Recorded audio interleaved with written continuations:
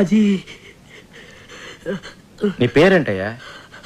అన్నా అన్నమాచార్య సార్. చూడు అన్నమాచార్య, ఎందుకు అంత భయపడుతున్నావు? అబ్బాయి ఏం లేదు సార్.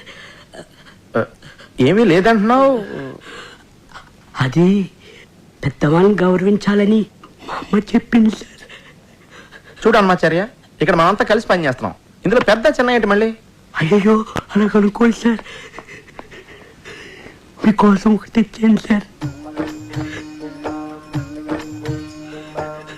ఏంటిది? అంటే మీ సినిమా హిట్ అవ్వాలని ఆండలంతలు ఖర్చించి ప్రసాదం తీసుకొచ్చాను సార్. పెట్టు, ఆడబెట్టు.